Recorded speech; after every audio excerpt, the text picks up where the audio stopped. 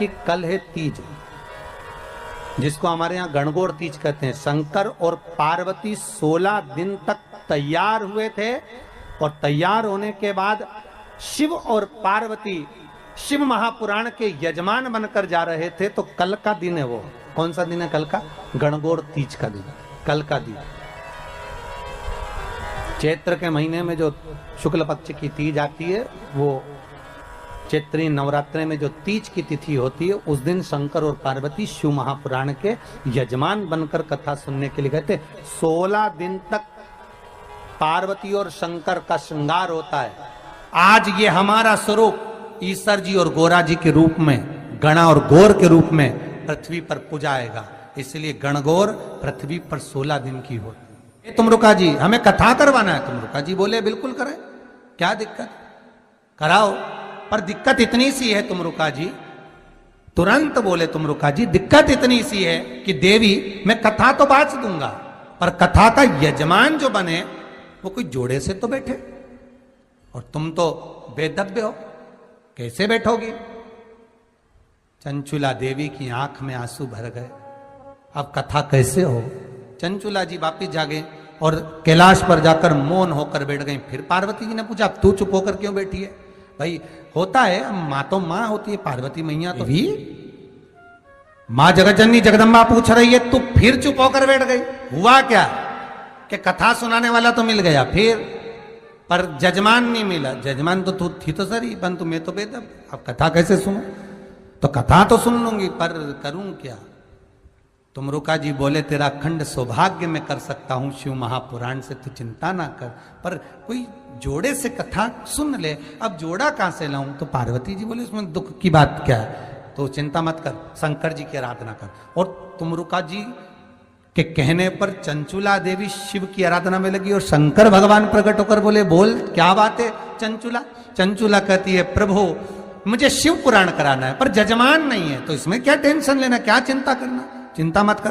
पार्वती को बुला, पार्वती को बुलाया, पार्वती जा, तू तैयार हो, मैं भी तैयार होता हूं। शंकर और पार्वती श्रृंगार करने के लिए गए, श्रृंगार कर, और दोनों जब श्रृंगार कर कर आए, 16 दिन शिव और पार्वती को सजने में लग गए। दूल्हा दुल्हन जैसा श्रृंगार कर कर शंकर पार्वती जैसे सामने आए, वैसे ही देवऋषि नारद देखकर बोले, वाह प्रभु वाह, क्या स्वरूप है आपका, धन्य है भगवान, इस स्वरूप को तो आप मृत्यु लोक में रखिए। शंकर और पार्वती ने कहा, ए देवऋषि नारद, शिव महापुराण के हम जजमान बने, सुंदर रूप धारण कर कर हम कथा के यजमान बनकर जाते हैं। आज ये हमारा स्वरूप ईश्वर जी और गोरा जी के रूप में, गणा और गौर के रूप में पृथ्वी पर पूजाएगा। इसलिए गणगौर पृथ्वी पर 16 दिन की होती, 16 दिन। शंकर और पार्वती, बच्चे पूछते हैं, मम्मी ये कौन है? तो कही ईश्वर जी, ये कौन है? गोरा जी। ये कौन है? गणा। और ये गौर। तो गणगौर ने, शंकर जी ने इतना सुंदर रूप कब लिया? जब शिव महापुराण के यजमान बने, कथा सुनने के लिए जब चले। तुमरुका जी से कहा, कहो कथा। ये तुम, आज भारत की भूमि की सभी माताओं को, माता पार्वती, गणगौर महारानी, ब्रह्मचारिणी महारानी, मां जगतजननी आपके सुहाग को अखंड सौभाग्यवती बनाए, यही भगवान से प्रार्थना। चैत्र के महीने की ये सिंधारा दूज है। आज नवरात्रे की, चैत्री नवरात्रे में जो दूज होती है, इसको सिंधारा दूज कहते हैं। कौन सी दूज कहते हैं? जम के बोलिए, सिंधारा दूज। सिंधारा दूज का मतलब यह होता है कि कल है तीज, जिसको हमारे यहां गणगौर तीज कहते हैं। शंकर और पार्वती 16 दिन तक तैयार हुए थे और तैयार होने के बाद शिव और पार्वती शिव महापुराण के यजमान बनकर जा रहे थे। तो कल का दिन है वो। कौन सा दिन है कल का? गणगौर तीज का दिन, कल का दिन। चैत्र के महीने में जो शुक्ल पक्ष की तीज आती है, वो चैत्री नवरात्रे में जो तीज की तिथि होती है, उस दिन शंकर और पार्वती शिव महापुराण के यजमान बनकर कथा सुनने के लिए गए थे। 16 दिन तक पार्वती और शंकर का श्रृंगार होता है। उसमें से आज का दिन सिंधारा दूज का होता है। क्यों सिंधारा दूज कहते हैं? सिंधारा दूज का मतलब क्या है? क्यों हिंदू धर्म में सिंधारा दूज मनाई जाती है? किस लिए? आज पूरे भारत की भूमि पर कई माताएं हाथ में मेहंदियां लगाती हैं, चूड़ियां पहनती हैं, सुंदर चुनरी पहनती हैं, मां ब्रह्मचारिणी का पूजन करती हैं, माता का आराधना करती हैं। सिंधारा दूज, उसका कारण केवल इतना सा है, सिंधारा दूज का मतलब यह होता है कि चंचुला देवी जब 14 दिन तक शंकर और पार्वती अपने गुफा में से बाहर नहीं निकले शिव महापुराण के यजमान बनने के लिए, तब माता चंचुला देवी ने हाथ जोड़कर मां जगतजननी जगदम्बा को सुंदर वस्त्र, सुंदर चूड़ियां, सुंदर आभूषण माता के चरणों में ले जाकर समर्पित करे थे और कहा, मां इन चूड़ियों को जो मैं दे रही हूं, ये लाल चूड़ी, ये लाल श्रृंगार, ये लाल वस्त्र, जो लाल चूनर जो मैं प्रदान कर रही हूं, मां बस ऐसी कृपा कर दे कि तू इन चूनर को धारण करे और मेरा भी सौभाग्य, मेरा भी सुहाग अमर कर दे, बस इतनी कृपा मेरे ऊपर कर दे। वो सिंधारा दूज का महत्व है, वो सिंधारा दूज का महत्व।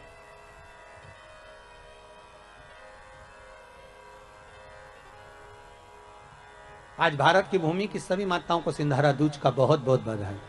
माता पार्वती, गणगौर महारानी, ब्रह्मचारिणी महारानी, मां जगतजननी आपके सुहाग को अखंड सौभाग्यवती बनाए, यही भगवान से प्रार्थना। दिल से बताना, जितनी सौभाग्यवती माताएं होती हैं ये संक्रांति पर भी 13 चीजें दान करती हैं, 14 चीजें दान करती हैं। बीच में कोई 16 सोमवार का उद्यापन करेंगी तो भी सुहाग की सामग्री देंगी, उद्यापन करेंगी तो भी सुहाग की सामग्री देंगी, कोई कार्य करेंगी तो भी सौभाग्य की सामग्री देंगी। सौभाग्य की सामग्री का दान क्यों किया जाता है? सौभाग्य सूचक वस्तुओं का दान क्यों किया जाता है? सौभाग्य की वस्तुएं क्यों प्रदान करी जाती है, क्यों दी जाती है? उसका कारण क्या है?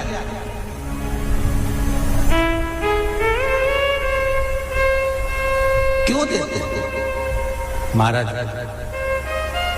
भारत की भूमि की सौभाग्यवती माताओं का एक मन की अभिलाषा रहती है, भारत की भूमि की माताओं की एक अभिलाषा रहती है कि जब उसके प्राण छूटे तो अखंड सौभाग्य धारण करके पति के कंधे पर और पुत्र के कंधे पर शमशान पर।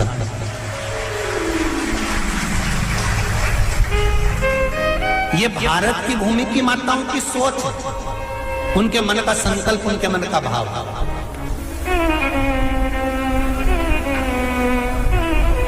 क्यों देते हैं चूड़ी का दान, क्यों देते हैं बिंदी का दान, क्यों देते हैं अखंड सौभाग्य का दान? किस महाराज?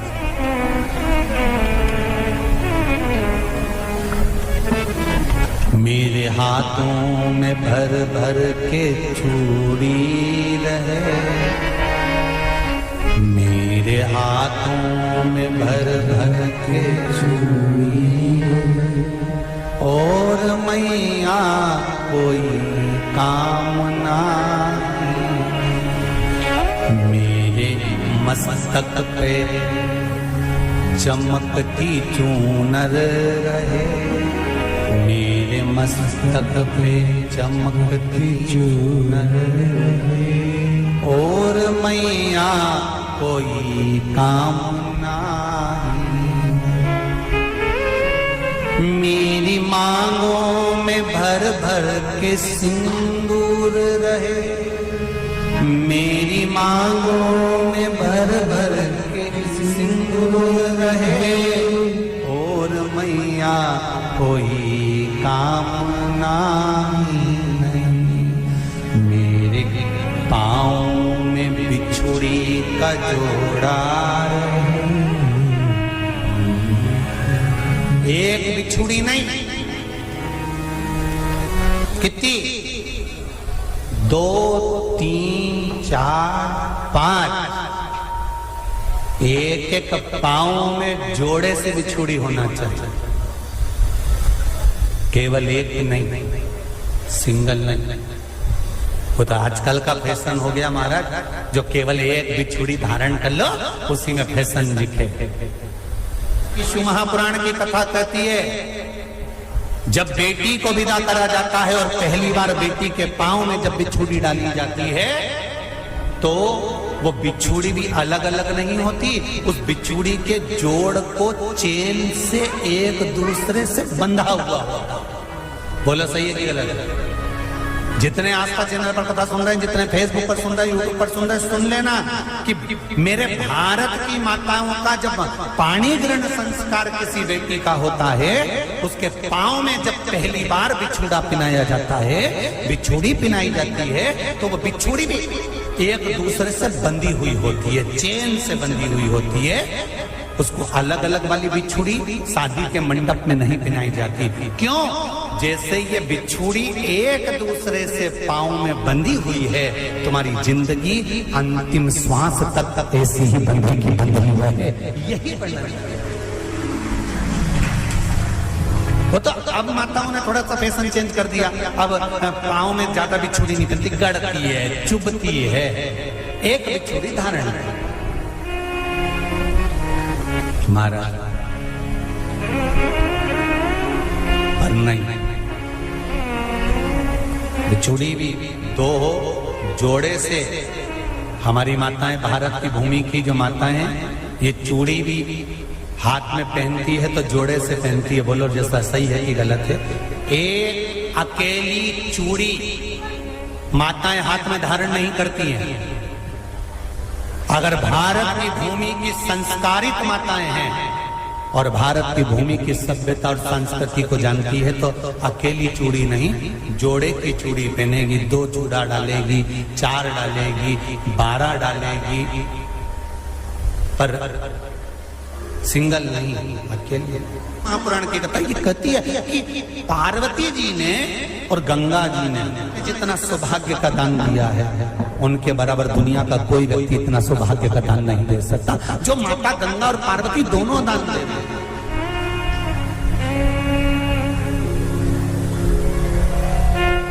प्रतिदिन दे रहे हैं। और अब तो फैशन आ गया, तुम लोगों जो सौभाग्य का दान देते हो प्लास्टिक की डलिया में देते हो, पर एक एक पुराण को उठा कर देख लेना, एक एक उद्यापन को उठा कर देख लेना, जितनी तुम कथा तुम्हारे घर में छोटी छोटी कथाओं की पोथियां पढ़ी हो, उनको उठा कर देख लेना। उसमें नहीं लिखा कि प्लास्टिक की डलिया में सौभाग्य की वस्तु का दान दिया जाता है, उसमें लिखा है बांस की पिटारी में, बांस की डलिया में सौभाग्य की वस्तुओं का दान दिया जाए। क्यों? क्योंकि बांस वंश की वृद्धि करता है, बांस सौभाग्य की वृद्धि करता है, और बांस अखंड सौभाग्य, जैसे बांस का पौधा बढ़ते चले जाता है, बढ़ते चले जाता है, उसी तरह बांस की डलिया में जब दान दिया जाता है, बांस की टोकनी में जब दान दिया जाता है, तो ये भाव रखा जाता है कि तुम्हारा सौभाग्य ऐसे ही बढ़ता रहे। पर अब थोड़ा सा फैशन चेंज हो गया तो प्लास्टिक की डलिया, पर प्लास्टिक की नहीं। बहुत ध्यान देना जरा, शिव महापुराण की कथा चल रही है। संपूर्ण देशवासियों की मेरी माताओं से निवेदन है, मेरे इन भाइयों से निवेदन है, उसको जरा ध्यान से सुनना। आप व्रत करते हैं, ये किसी दूसरे के नहीं है। तीज का व्रत माता पार्वती का, छठ का व्रत माता पार्वती का, चतुर्थी का व्रत माता पार्वती का, ये सारे व्रतों की शुरुआत गंगा और पार्वती ने अपने बल से। माता सिंदूर भर रही हैं, मांग में सिंदूरा भरा जा रहा है, मांग में कंकु भरा जा रहा है, मांग में सिंदूर भरा जा रहा है, और वो सिंदूर नाक पर गिरता है। वो सिंदूर नासिका पर गिर गया तो कहते हैं कि कोई काल आने वाला था पति के ऊपर, वो काल टल गया और नाक पर सिंदूर आया तो नारी का सौभाग्य और अखंड हो गया, ये शास्त्र कह रहा। और सिंदूर भरते समय वही सिंदूर अगर भूमि पर गिर गया तो, अब देखिए जरा, देवी भागवत को उठाकर पढ़िएगा, वो सिंदूर जो मांग में भरा जा रहा है और नाक पर गिर गया तो शुभ होगा, पति की उम्र बढ़ाएगा।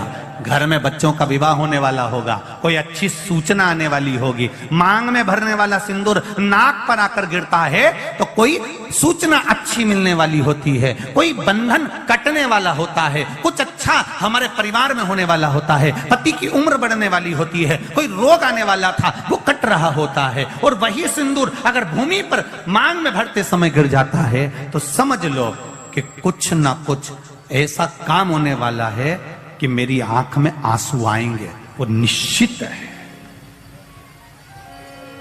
वो निश्चित है। चाहे वो किसी प्रॉपर्टी के चक्कर में हो, परिवार के चक्कर में हो, नातों के चक्कर में हो, पुत्रों के चक्कर में हो, बेटियों के चक्कर में हो, पति के चक्कर में हो, रिश्तेदारों के चक्कर में हो, कुटुंब मायका ससुराल के चक्कर में हो, पर निश्चित है कि नेत्र में जल जरूर आएगा। ये निश्चित था, क्योंकि भूमि पर वो सिंदूर अगर नाक पर गिरा है तो शुभ है, पर वही सिंदूर अगर भूमि पर गिरा है तो वो अशुभ है। आप किसी देवी मंदिर में दर्शन करने के लिए गए, वहां से उन्होंने हनुमान जी के मंदिर का सिंदूर लिया और तुम्हारे माथे पर लगा दिया। समझना जरा कथा को बहुत अच्छे से। उन्होंने हनुमान जी का सिंदूर लिया, तुम्हारे मस्तक पर लगा दिया। अब मस्तक पर आपने अगर सिंदूर लगाया है और हनुमान जी महाराज का या देवी जी का या भगवान का सिंदूर आपके मस्तक पर लग गया है तो वो सिंदूर कम से कम शास्त्र कहता है 2.5 घंटे तक आपके मस्तक पर रहना चाहिए। कितने घंटे तक रहना चाहिए? जम के बोलो जरा। 2.5 घंटे तक रहना चाहिए। कारण क्या है? भगवान के चरण का अगर कोई कुंकू या सिंदूर हमारे मस्तक पर लगाया गया है, वो 2.5 घंटे तक रहे, उसके बाद उस सिंदूर को किसी नैपकिन, कपड़ा या अन्य चीज से पोंछ देते हैं।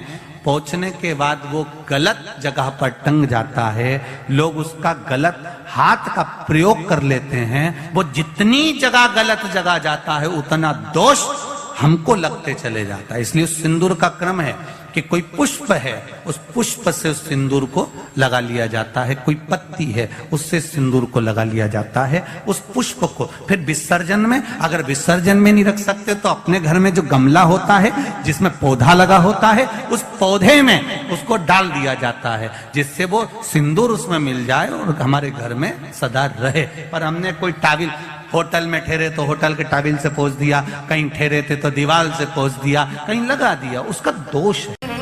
कितना सुंदर बात कहा गया है।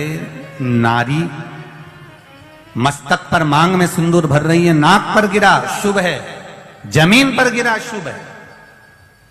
जमीन पर गिरा वो शुभ है, पर मांग का सिंदूर नाक पर आया। इसलिए आज भी बिहार में, जो लोग राजस्थान में, बिहार में, मारवाड़ में इधर उधर अगर आप लोग जाते होंगे तो जब कई बार आपने देखा होगा, आप जाइए जरा कहीं योग लगे तो दादी रानी सती के मंदिर पर जाइए, या आप कहीं झुंझुन जाइए, कहीं आप बिहार साइड, उत्तर प्रदेश साइड में जाएंगे तो माताएं जब मांग भरती है, जब वो छठ की पूजन करती है, कोई बड़ी पूजन करती है तो सिंदूर थोड़ा सा नाक पर लगाकर सिर तक लेकर जाती है। चाहे बंगाल साइड में चले जाओ, चाहे आप यूपी में, चाहे बिहार में चले जाओ, नासिका पर सिंदूर का भाव हो जाता। क्या चाहती हो? आज आपके मस्तक पर सिंदूरा देखा है, मांग भरी देखी है। ये मांग का जो नियम है, ये यहां से लेकर यहां तक भरने का है, ये कहां से प्रकट हुआ है? इसकी प्रागट्यता केवल मांग में ही क्यों सिंदूरा भरा जाता है उसकी। और मांग भी सीधी भी होती है, किसी की आड़ी टेढ़ी भी होती है, अर्थात उसमें कहीं ना कहीं बल थोड़ा सा रह ही जाता है। ये नाग लक्ष्मी ने जो मांगा था माता लक्ष्मी से कि मेरी मांग का जो सिंदूर है ये अमर हो, उसका भाव प्रकट कर। लक्ष्मी जी बोली अमर करने का तो केवल एक ही तरीका है कि तुम्हारे पति को विरक्ति उत्पन्न होना चाहिए। क्या उत्पन्न होना चाहिए? विरक्ति। अब पत्नी कहे अभी तो विवाह हुआ और क्यों विरक्ति उत्पन्न कर दो? विरक्ति उत्पन्न करना है। हाँ, कैसी विरक्ति? आप में से मोह हटे, परिवार में से मोह हटे, और जब परिवार में से, आप में से मोह हटेगा आप में से, परिवार में से मोह हटेगा। जब मोह हट जाएगा तो तुम्हारा पति नारायण की सेवा में लग जाएगा। नारायण की सेवा में लग गया, जो भगवान की सेवा में लग गया वो अमर हो गया। भले आप देखना, फिर वही वाली बात आ गई, एक होता है व्यक्ति, एक होता है व्यक्तित्ववान। दो होते हैं। कौन कौन होते हैं? एक व्यक्ति, एक व्यक्तित्ववान। एक व्यक्ति होता है और एक व्यक्तित्ववान होता है। व्यक्ति मरता है, उसको कोई याद नहीं करता, 13 दिन के बाद सब भूल जाता है। पर व्यक्तित्ववान जब मरता है उसको सब याद करते हैं कि व्यक्तित्ववान व्यक्ति मर गया। भजन करने वाला, नाम जाप करने वाला, नाम स्मरण करने वाला, नाम कीर्तन करने वाला, भगवत भक्ति में डूबने वाला, ये मर गया। तो भगवान की भक्ति में जो डूब गया वो अमर ही तो हो गया। स्त्री को हल्के में ले लेना, पर उसके मांग के सिंदूर को हल्के में मत लेना। उसके मांग के सिंदूर में वो बल होता। महाराज, जब स्त्री को हल्के में ले लेना, पर उसके मांग के सिंदूर को हल्के में मत लेना। उसके मांग के सिंदूर में वो बल होता।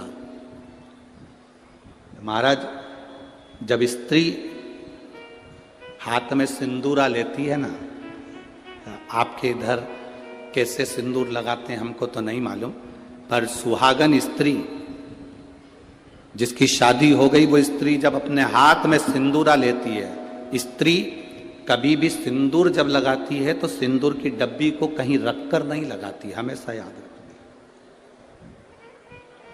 जिस नारी सिंदूरे को नीचे रख दिया या सिंदूरे को अलमारी पर रख दिया या सिंदूरे को टेबल पर रख दिया और उसमें से लेके सिंदूर लगा रही है, तो वो नारी, हाँ, एक जगह पर सिंदूरा रखा जा सकता है, जब आप सुहागल कर रहे हो, कोई पूजन कर रहे हो, तो आप देवी जी को, गणेश जी को जो सिंदूर चढ़ा रहे हो वो चढ़ा हुआ जमीन पर भी रखा हुआ मांग में धर सकते हो।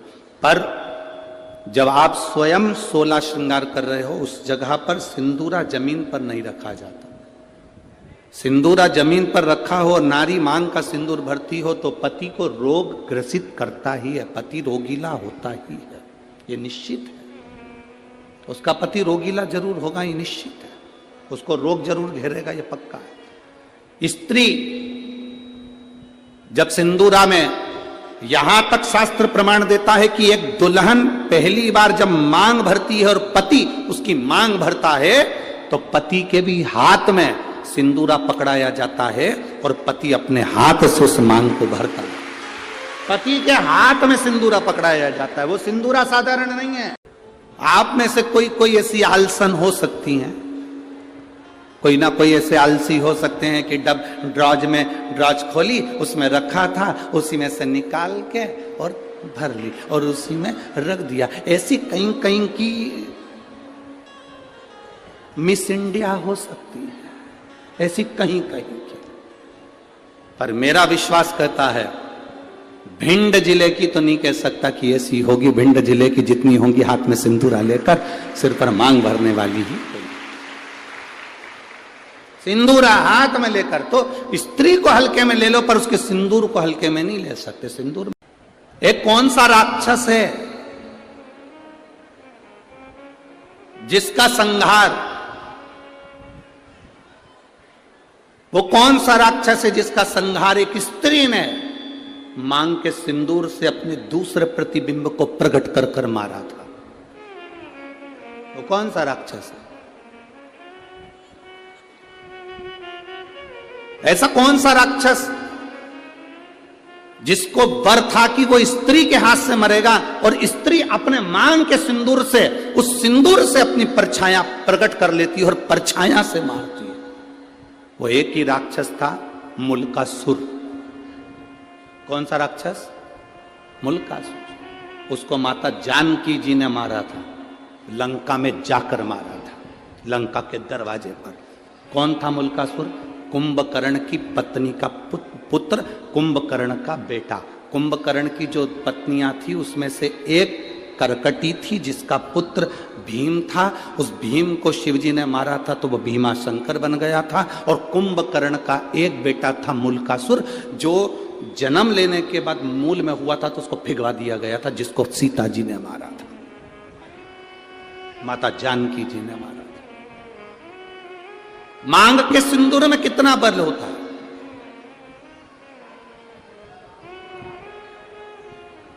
मांग के सिंदूर में कितनी तेजता होती है, कितना बल होता है, ये स्त्री जाने। स्त्री आज के जमाने में तो ऐसी पेंसिल आ जाती है, वह पेंसिल से ऐसी लाइन लाइन खींच लेती है, और पेंसिल से लाइन खींचा और काम खत्म। बस आप में से आप लोगों ने देखा कि नहीं देखा, बड़े बड़े घर के लोग भले मांग भरने में संकोच करें, सिंदूर लगाने में संकोच करें, पर तुम्हारे यहां पर कोई काम करने वाली आई हो ना, तुम्हारे यहां कोई बर्तन मांजने वाली आई हो, वजन ढोने वाली, ईंट रखने वाली, फावड़ा गेती रखने वाली, रेत भरने वाली, वो काम करने वाली स्त्री को देखना। एक पैसे वाले के यहाँ की नारी भले मांग भरने में संकोच कर सकती है, पर एक गरीब स्त्री कभी मांग भरने में संकोच नहीं करती, वो मांग भर कर चलती है। आपके यहाँ कोई बर्तन मांजने वाला आते हो, आपके यहाँ कोई झाड़ू लगाने वाली आती हो, आपके यहाँ कोई पोछा लगाने वाली आती हो, आपके यहाँ तगाड़ी ढोने वाली आती हो, वो स्त्री मांग में सिंदूर भर कर चलती है। बोलो जी आप लोगों ने देखा है कि नहीं देखा, ईमानदारी से बोलना हो। कथा ऐसे नहीं चलती कि महाराज ने बोल दिया और तुमने स्वीकार कर लिया, तुम तो दिल से बोलो कि तुमने देखा कि नहीं देखा। वजन ढोने वाली मांग में सिंदूर भर लेगी और मांग में सिंदूर भरकर वजन ढोलेगी। किसी उस स्त्री से पूछना कि मांग में तो सिंदूर भर लेती है, भले तू कैसी भी दिखे पर तेरी मांग खाली नहीं रहती है, उसका कारण क्या है? तो वो स्त्री कहती है कि मैं कितना भी बोझा ढोलूं, मेरा पति मेरे साथ में वजन ढोने में साथ रहता है। मांग के सिंदूर में वो बल होता है महाराज। वो सिंदूर जो सीता जी अपनी मांग में भर रही, वो सिंदूर आज तक ददरुआ धाम सरकार श्री हनुमान जी महाराज के तन पर तुम्हें लगा हुआ दिखता है। उस सिंदूर में कितना बल होगा, उस सिंदूर में कितना आनंद होगा, वो सिंदूर क्या साधारण होगा।